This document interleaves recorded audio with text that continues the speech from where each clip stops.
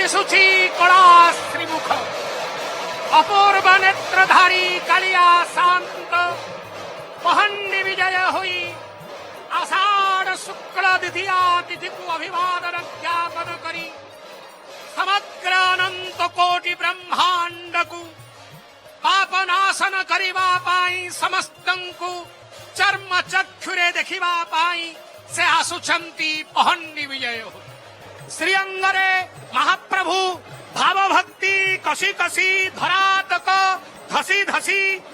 आसुचंती बसी बसी एमिति आसुचंती से ये पहन्नी विजय